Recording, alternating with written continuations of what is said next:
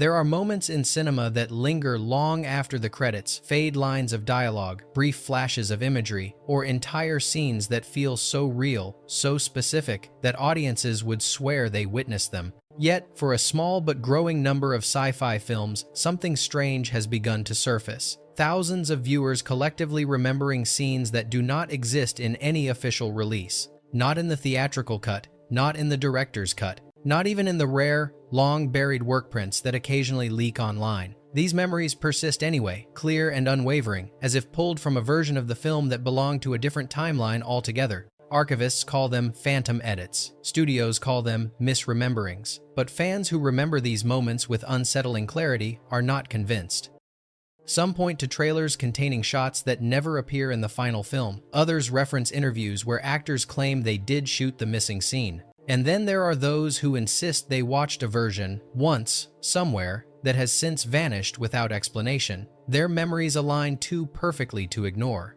In the world of science fiction, where perception, reality, and parallel worlds are often themes themselves, these inconsistencies become even more eerie. Why would audiences across continents recall the same non-existent moment?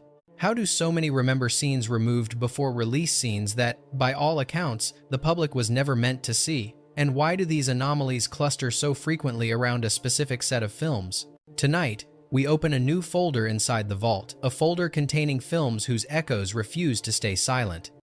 These are not ordinary continuity errors or false memories. These are cinematic imprints from scripts that seem to flicker between versions of reality. 1.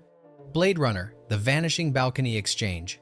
For decades, a specific moment in Blade Runner has lingered in the memories of longtime viewers, a quiet balcony exchange between Deckard and Gaff, occurring shortly after Deckard returns home injured. Thousands of fans insist they recall Gaff stepping out of the shadows on Deckard's rain-soaked balcony and delivering a line that feels almost prophetic, something akin to, "You've seen too much to walk away now." Yet no such moment exists in any official release. Not in the theatrical cut, not in the director's cut, not in the final cut meticulously restored by Ridley Scott. Even archivists who handled the raw negatives insist no footage resembling this scene has ever surfaced. What makes the anomaly impossible to dismiss is the uniformity of the memory. Viewers remember the same lighting, the same pacing, the same tone. Deckard leaning against the railing while neon light flickers across his face and Gaff appearing behind him with a cryptic warning. Some fans claim they saw it during television broadcasts in the late 80 seconds.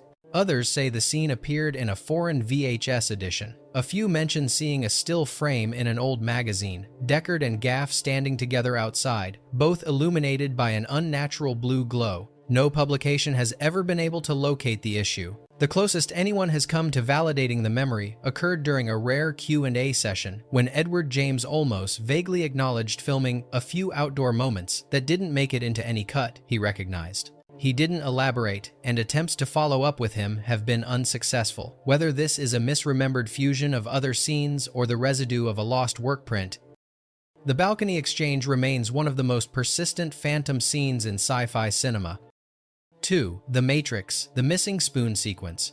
Among The Matrix's many iconic moments, the "there is no spoon" line remains one of the most quoted.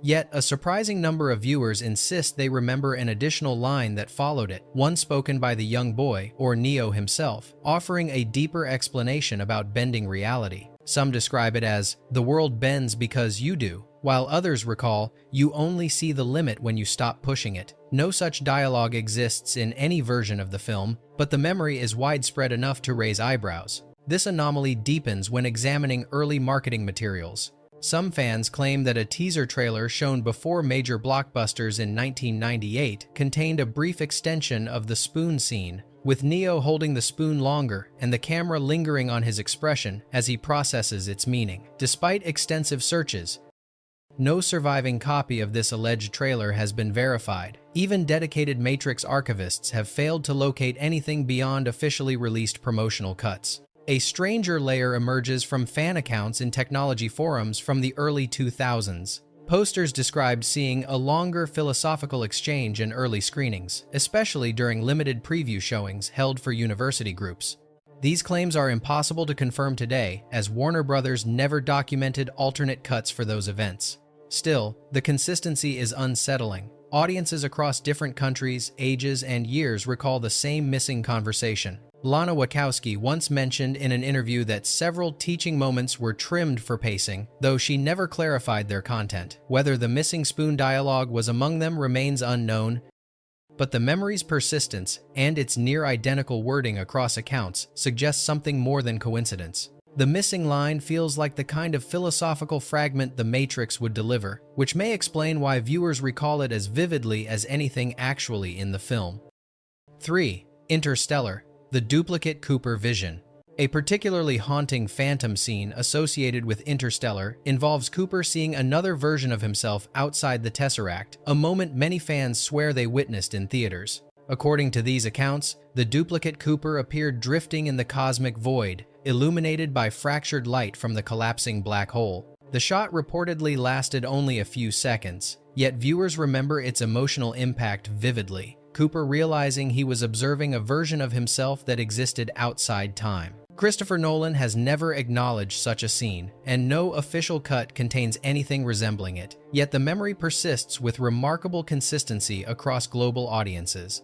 Some claim they saw it during IMAX screenings, suggesting the possibility of an alternate projection master. Others insist it appeared in early trailers, describing a brief shot of a figure floating in space, distorted by gravitational lensing. Several analyses of archived trailer footage, however, show no such image. What intensifies the anomaly is the number of fans who believe the scene clarified the film's depiction of non-linear time. They recall the duplicate Cooper reaching out, almost touching the Tesseract from the outside before fading into a white flash. Viewers describe the feeling as proof that Cooper existed simultaneously in multiple timelines, a concept the film hints at but never explicitly visualizes. A small subset of fans even points to a behind-the-scenes featurette where a storyboard supposedly depicted two Coopers interacting across dimensions. That storyboard has never been found, nor has any documentary corroborated its existence.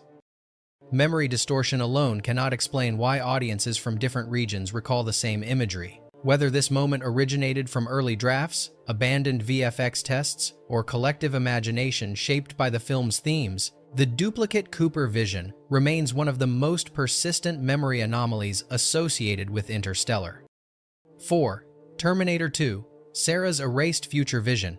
Among the many legendary scenes in Terminator 2, few are as widely remembered and yet strangely absent as Sarah Connor's alternate future vision. Fans insist there was once a moment where Sarah, exhausted and half asleep in the desert, experienced a bleaker version of Judgment Day than the fiery playground sequence we all know. The memory is oddly specific. Sarah stands on scorched earth, staring at a skeletal cityscape as ash drifts around her. Instead of children at a playground, she sees ruins littered with twisted metal and motionless T-800 endoskeletons, half buried in debris. Some recall her whispering, "This is what comes if we fail," before the vision abruptly cuts to her awakening in terror. No such scene appears in any official release, not the theatrical cut, the special edition, the extended cut, or the rare Laserdisc workprint. Yet thousands of viewers share this memory, particularly those who claim they saw early TV broadcasts in the mid-1990 seconds. Even more compelling is the consistency in descriptions. The ash, the ruins, the silent rows of endoskeletons, and Sarah's voice trembling as she confronts a future devoid of humanity.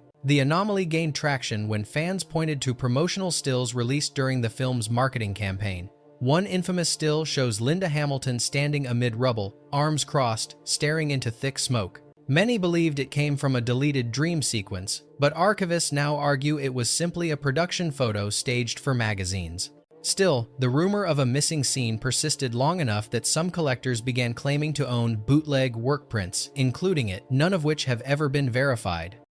James Cameron has acknowledged filming additional dream material, though he never described its content. Whether this phantom vision was scripted and cut before completion, or whether collective memory has fused concept art with imagination, remains unresolved. Yet the force of the memory and the emotional clarity with which fans describe it suggests something once existed that no longer does. 5. Alien 1979, the ceiling crawler facehugger. One of the most widely reported phantom memories surrounding Ridley Scott's Alien involves a facehugger crawling across the ceiling of the Nostromo's infirmary. Viewers insist they saw a moment where the creature scuttled overhead like an insect, silhouetted by harsh industrial lighting. Some remember Ripley ducking as it passed above her. Others swear that the shot appeared during theatrical trailer reels or midnight TV screenings in the early 1980 seconds. Despite the confidence of these recollections, no official cut of Alien has ever contained such a sequence. The memory is so vivid that fans describe the sound design, a wet, suction-like scurrying echoing through the metal chamber. Several insist the shot lasted less than 3 seconds, just long enough to leave a permanent impression. When Fox released the director's cut in 2003, many expected the ceiling crawler moment to reappear. When it didn't, message boards erupted with confusion. People weren't misremembering a vague sensation. They recalled a specific camera movement and lighting scheme. Some blamed the anomaly on a promotional still showing a facehugger perched on a wall in an early effects test. The image circulated in Sci-Fi magazines throughout 1979, 1981, and some believe readers mentally animated the shot over time. But this explanation fails to cover the sheer number of fans who recall seeing the creature in motion. Adding to the mystery, one effects artist once mentioned filming various scuttling passes to test puppetry and shadow interaction, but none were supposedly used in the final assembly. The enduring power of the memory may stem from Alien's oppressive atmosphere, which primes the mind to fill unseen spaces with movement and threat. Still, the uniform recollection of a ceiling crawler sequence suggests either an abandoned effects shot briefly shown to test audiences or a lingering echo from promotional material that felt far more real than intended. 6. Star Wars: A New Hope, Obi-Wan's altered line. A curious anomaly in Star Wars: A New Hope revolves around Obi-Wan Kenobi's dialogue during his duel with Darth Vader. Many fans, particularly those who grew up with VHS releases, remember Obi-Wan uttering an additional line just before raising his lightsaber for the final time. The line varies across recollections, but the most commonly cited version is, "This was never about winning, only about returning the balance." No available release original, special edition, Blu-ray, or archival prints contains anything close to this phrase. What makes this case especially unusual is how long the memory has persisted. It predates the special editions, predates large-scale online fan discussions, and predates major remasters. Fans recall pausing VHS tapes to rewatch the moment, convinced the line was there.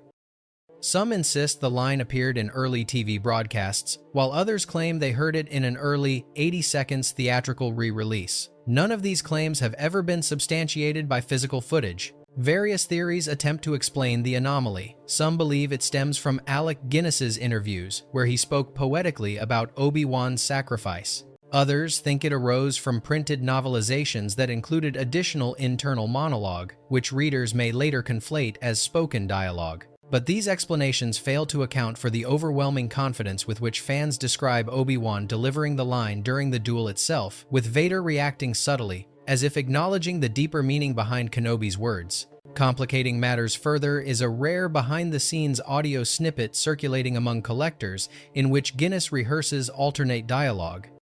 While the authenticity of the recording is questionable, it has reinforced belief in an existing but suppressed version of the scene. Whatever its origin, memory, fusion, lost ADR takes, or a phantom recollection shared across decades, the missing Obi-Wan line remains one of the most enduring anomalies in sci-fi cinema. Shu Avatar, Neytiri's vanished trailer line. One of the most persistent phantom memories associated with Avatar revolves around a line spoken by Neytiri that only seems to exist in the minds of viewers. Many fans recall a brief moment from the film's early trailers where Neytiri, standing among bioluminescent trees, delivers a soft but urgent warning to Jake. The forest speaks when it senses danger. The scene supposedly shows Neytiri glancing upward as glowing spores ripple around her, foreshadowing an unseen threat. Yet despite numerous searches, no surviving trailer includes this line, and no official release of the film, whether theatrical, extended, or collector's edition, contains anything remotely similar. What intensifies the anomaly is the confidence with which fans describe the moment. Some recall the camera pushing in on Neytiri as she whispers the line. Others remember Jake stepping back, looking startled as though hearing something from the forest itself. A surprising number claim they can picture the exact shade of purple-blue lighting that illuminated the scene. These memories appear across continents, languages, and age groups, suggesting a shared source that has since vanished. Researchers who study lost media speculate the line may have originated from an early international trailer or a test screening cut, both of which are commonly re-edited or discarded before wide release. Adding fuel to the mystery, one promotional still from 2009 shows Neytiri in a pose identical to the one fans describe, surrounded by swirling spores, though her mouth is closed in the image. This still circulated widely in magazines and websites, which might have subconsciously filled in missing details. But that alone cannot explain why thousands recall a specific line of dialogue that no recorded material supports. Even cast interviews provide hints. Zoe Saldana once mentioned improvising several spiritual lines during filming, though she admitted not everything made the cut. Whether this vanished warning was one of them remains unclear, but the uniformity of the memory raises an uncomfortable possibility. Audiences may have briefly glimpsed a version of Avatar that no longer exists, or perhaps never officially did. 8. The Fifth Element, Corbin's Forgotten Hallway Encounter. Fans of The Fifth Element often speak of a mysterious hallway scene between Corbin, Dallas, and Lilu that simply does not appear in any known cut of the film. According to the countless viewers who recall it, the moment takes place shortly after Lilu escapes into the ventilation system. Corbin, wandering a dim, neon-lit corridor in search of her, turns a corner to find Lilu standing at the far end. She looks frightened but resolute, and for a brief second, the lights flicker as if reacting to her presence.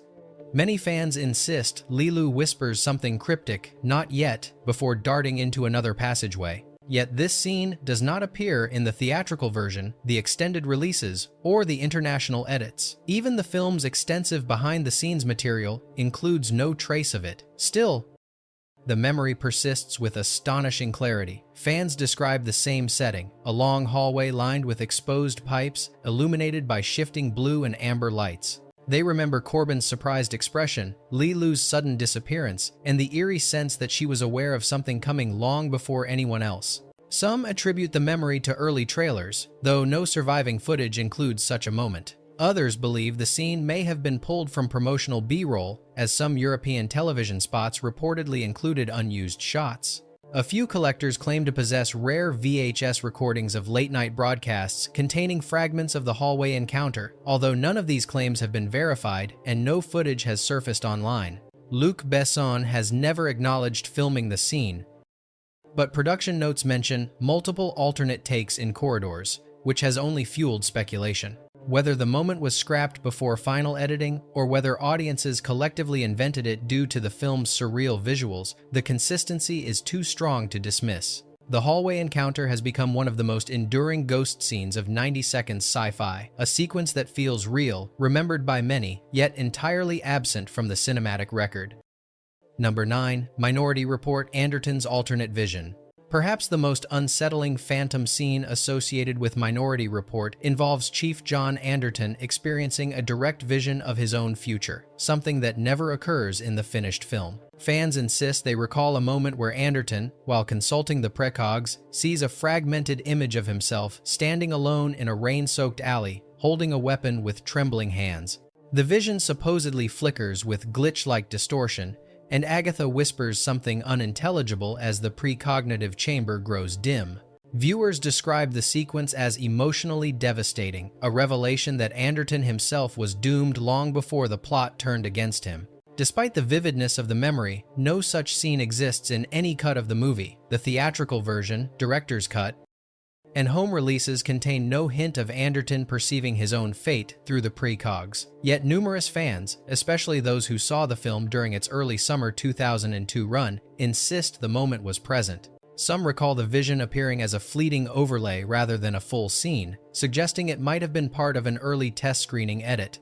Others claim they saw it in a television trailer, though archived promotional material shows nothing of the sort. What strengthens the anomaly is the level of detail reported. Many remember Anderton's face, illuminated by harsh blue light, rain dripping from his hair, and an expression that mixes dread with resignation. The sequence reportedly lasted only a few seconds but left a lasting impression. Thematically, it fits so naturally within Spielberg's predictive fate storyline that viewers often assume it must have been removed for pacing or clarity. Intriguingly, an early draft of the screenplay does reference Anderton glimpsing a shadow of himself in a future crime, though the description is vague and no storyboard depicts it. Whether fans unconsciously merged this concept with the film's visual language or whether an early cut briefly included such imagery remains unknown.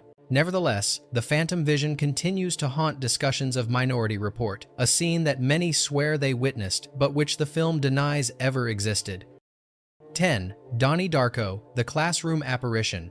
Among the many enigmas surrounding Donnie Darko, none is as persistent as the so-called classroom apparition scene. Fans across forums, fan clubs, and early 2000s message boards recall a moment in which Frank, the unsettling figure in the rabbit suit, appears briefly inside Donnie's school classroom. According to these memories, Donnie is seated at his desk during a mundane lecture when the lights flicker. A soft metallic hum fills the room, and for a single second, Frank is seen standing at the back, motionless, his reflective eye lenses catching the sunlight before he vanishes. Donnie then jolts upright, earning a confused glance from his teacher. This scene, however, appears in no version of the film, not the theatrical cut, not the director's cut, not the extensive deleted scenes released on DVD. Still, the consistency of the recollection is startling. Viewers describe the same framing, the camera slowly pushing in toward Donnie, while Frank lurks in peripheral focus. They remember the classroom sunlight dimming unnaturally and the vague scraping sound that always accompanies Frank's presence. Some fans insist the scene appeared in early TV broadcasts or in a misdated promotional teaser that circulated on late-night cable channels around 2002. Others remember a bootleg VHS with an extra scare shot that never resurfaced.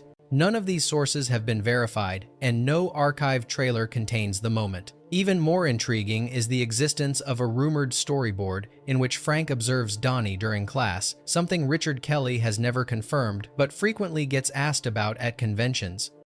Psychologists note that Donnie's hallucinations and school setting make the phantom scene particularly believable, allowing viewers to backfill their memories with imagery consistent with the film's tone. But this does not explain why thousands of fans recall the same color palette, the same angle, the same moment of interruption, an apparition that feels as real as any scene in the final cut. Whether it came from an abandoned edit, a misremembered promotional shot, or a timeline adjacent to the one preserved on film, the classroom apparition remains a ghost within a cult classic already defined by temporal distortion.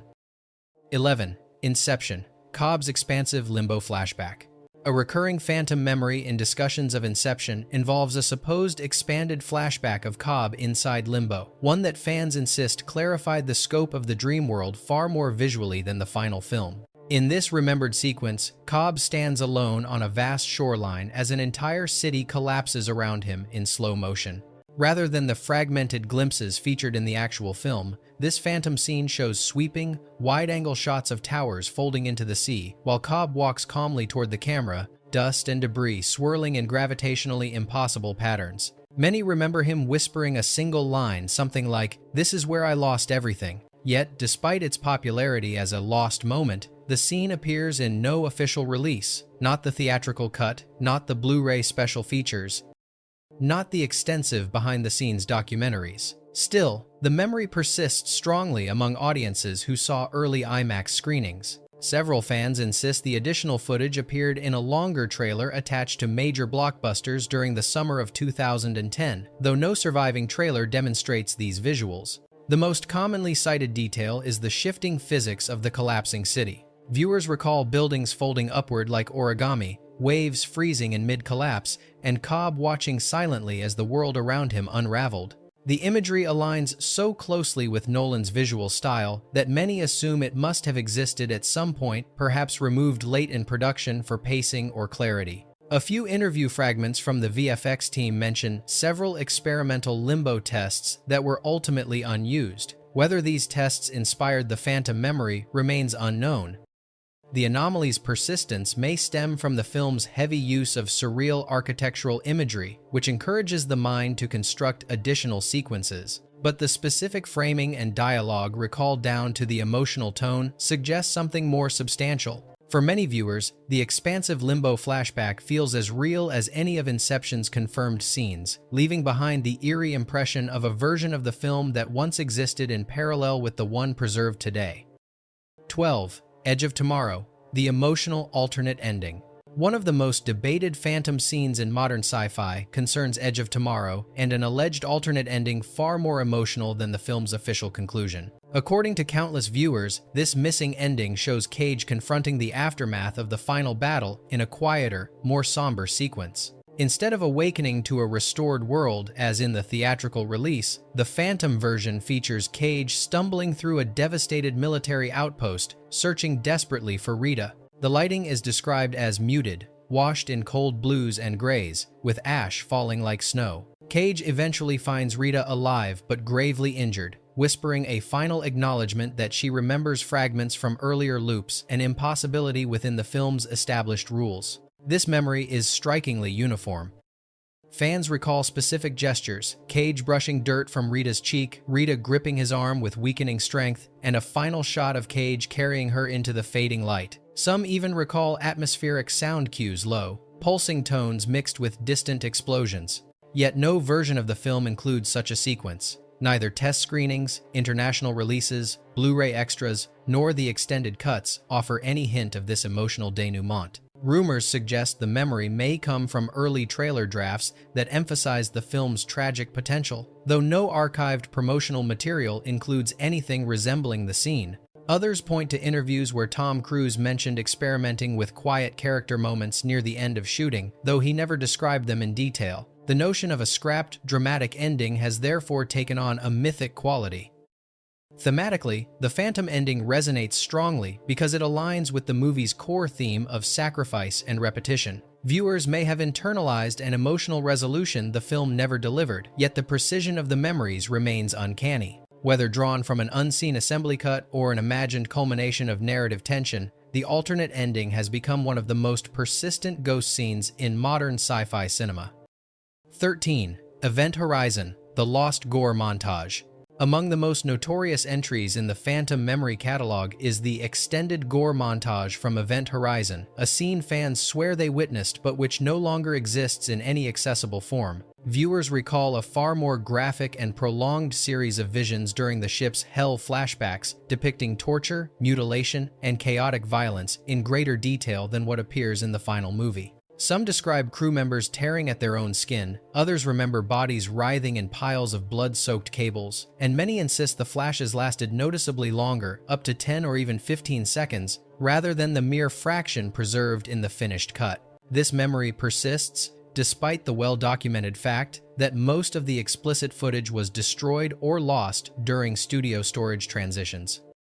Fans who saw early theatrical runs in 1997 remain adamant that they witnessed a longer, more disturbing sequence. Numerous accounts describe a specific moment, a figure screaming directly into the camera while its face splits open, illuminated by strobing red lights. Yet this shot cannot be found in any release, not even in the rare workprint fragments occasionally showcased at conventions. Adding to the mystery are interviews with director Paul W. S. Anderson, who confirmed that a more horrific cut existed and was shown to test audiences. However, he insists the footage was drastically trimmed before wide release, and most of the removed frames were never archived. Fans counter that their memories align too closely to be a coincidence. They recall the same pacing, the same imagery, and the same bone-chilling intensity details too specific to have been collectively imagined.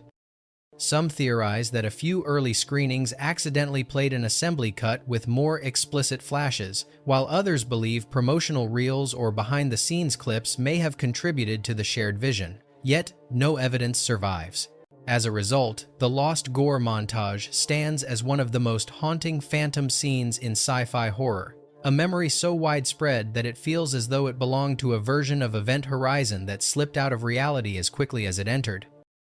14. Total Recall 1990, Quaid's Missing Mars Monologue. One of the most frequently cited phantom scenes in Total Recall centers on a dramatic monologue that fans remember Arnold Schwarzenegger delivering on the surface of Mars. In this elusive memory, Quaid steps out onto a rocky plateau just before the climax, gazing across the Martian horizon as red dust swirls violently around him. He then delivers a line that many recall almost word for word: "If I'm not me, then who decides what I become?" The statement, reflective and philosophical, echoes the film's core identity-questioning themes, yet it appears in no version of the movie. What makes the anomaly compelling is how confidently fans describe the scene's visual composition. They remember Quaid's silhouette framed against the deep red sky, the faint hum of alien machinery beneath the wind, and a slow dolly-in that heightens the emotional tension. Some insist the monologue served as a brief pause before the chaos of the reactor sequence, grounding the action in a moment of existential dread. Others recall that Melina stood nearby, watching him with concern, suggesting the exchange may have been part of a longer dialogue. Speculation about the scene's origins points to an early script draft in which Quaid grapples more openly with the possibility that his memories have been implanted. This version reportedly contained additional introspective lines that were later removed for pacing. A handful of production notes mention plateau dialogue, filmed on a miniature set with rear projection, a detail that aligns eerily well with fan recollections, though no footage from these sessions has emerged.